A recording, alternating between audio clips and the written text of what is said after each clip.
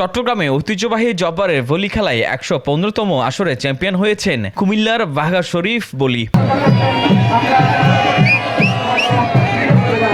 একই জেলার বলি রাশেদকে পরাজিত করে প্রথমবারের মতো চ্যাম্পিয়ন হন তিনি। বৃহস্পতিবার ২৫শে এপ্রিল বিকাল ৪:৩০ থেকে নগরীর লালদিঘি ময়দানে এই খেলা শুরু হয়।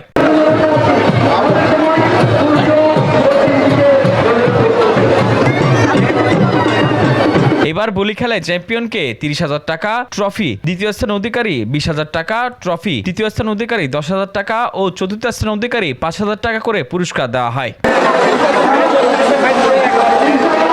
এই খেলাকে কেন্দ্র করে লালদিঘির আশেপাশে প্রায় কয়েক কিলোমিটার এলাকা জুড়ে বসে বৈশাখী মেলা।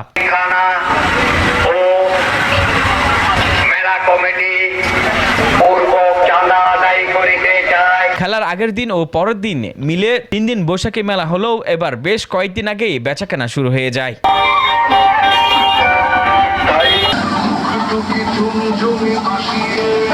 সকাল ও বিকেলে শিশু কিশোর তরুণ তরুণীদের আনাগোনা বেশ চোখে পড়ার মতো।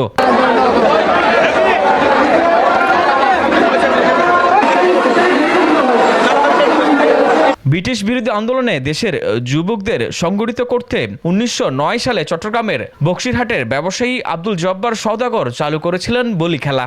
এরপর ২০১৯ সাল পর্যন্ত প্রতি ১২ বৈশাখ লালদিঘি ময়দানে অনুষ্ঠিত হতো জব্বারের বলি খেলা। মেলায় কয়েক লাখ মানুষের সমাগম ঘটে প্রতিবার।